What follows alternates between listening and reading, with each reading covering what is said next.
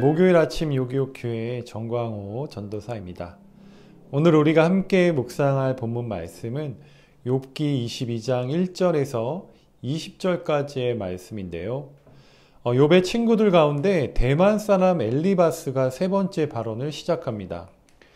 친구들과 나눈 마지막 대화이자 마지막 논쟁이 시작되는데요.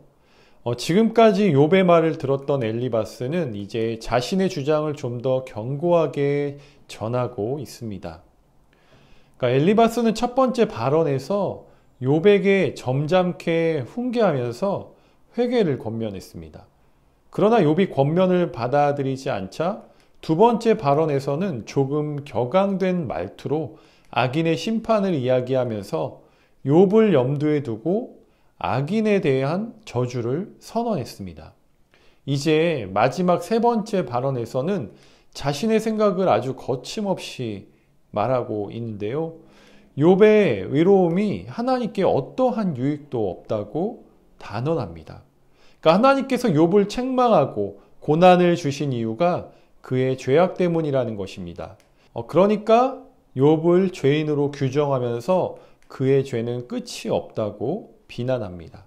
그리고 그 죄 때문에 하나님께 심판받는 것이라고 맹렬히 공격합니다. 만약 제가 욥이었다면 마음이 많이 상했을 것 같다라는 생각이 들었습니다. 아무리 엘리바스가 옳은 말을 했다고 해도 이러한 태도로 상대방에게 말하는 것은 결코 유익을 줄 수가 없습니다. 우리의 어떤 행위로도 하나님께 유익을 끼칠 수 없고 우리는 죄인이라는 사실이 분명하고 또 엘리바스의 주장도 어찌 보면 논리적으로는 틀리지 않습니다. 하지만 하나님은 우리를 사랑하시기 때문에 우리의 작은 몸짓 하나에도 기뻐하시고 슬퍼하십니다.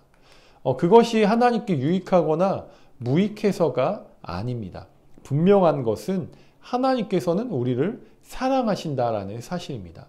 하나님께서 죄인을 긍휼히 여기시고 또 우리를 사랑하신다는 사실을 잊어버리게 되면 하나님을 왜곡된 시각으로 바라보고 생각할 수밖에 없게 됩니다. 엘리바스는 욥의 죄가 크고 끝이 없다고 비난하면서 욥의 죄들을 나열하고 있습니다.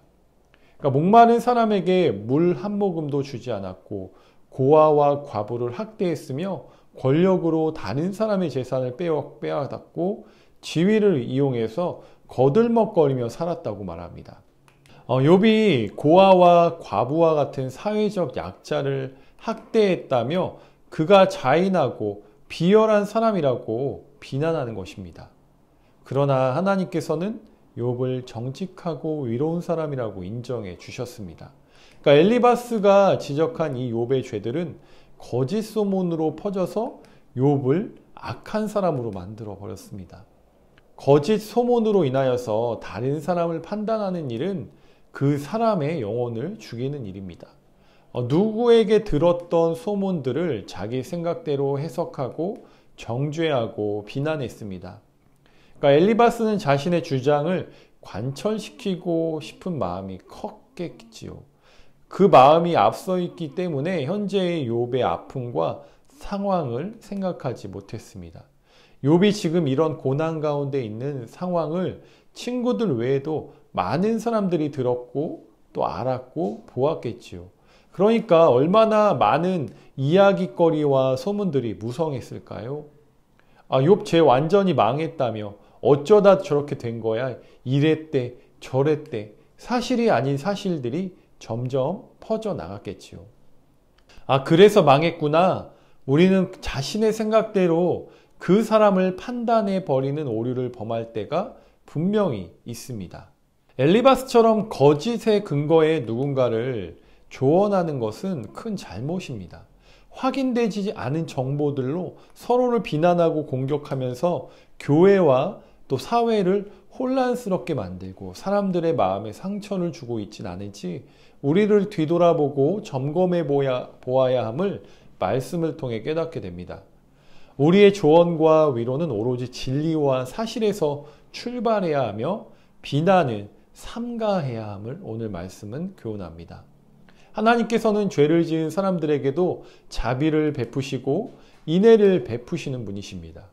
우리의 잘못과 죄악을 회개하고 하나님께 용서를 구한다면 하나님께서는 우리의 죄를 용서해 주십니다.